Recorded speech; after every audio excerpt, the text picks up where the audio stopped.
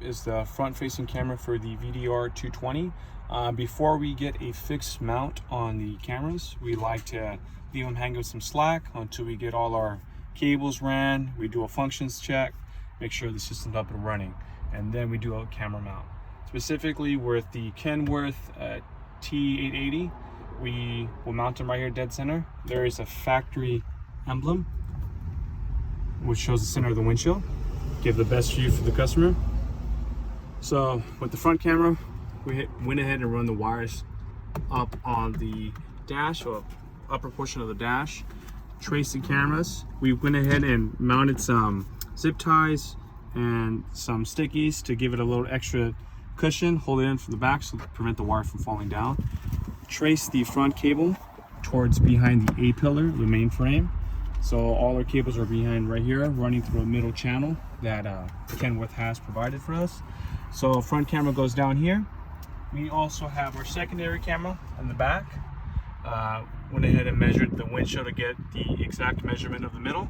In this case, it's 36 inches, so half of 36 would be 18 inches. We run the cable on the back. We go ahead and pop these panels forward.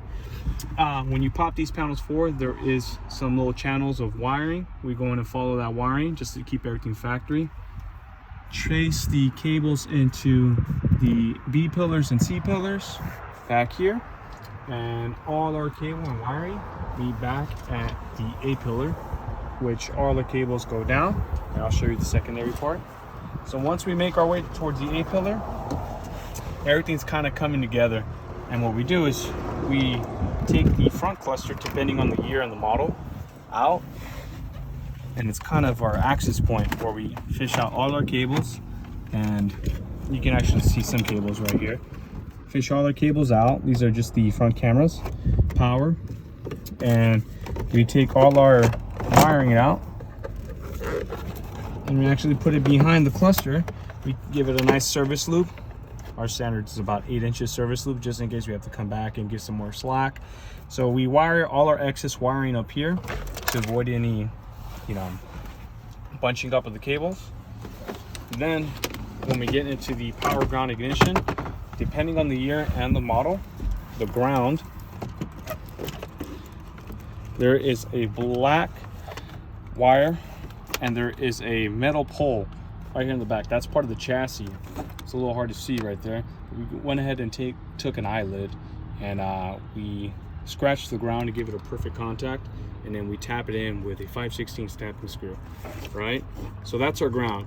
As you can see, our power is behind the ignition source, right? We went in this little T-tap, tapped it in behind the key, so when the driver comes in, turns on the switch, unit's activated automatically, okay?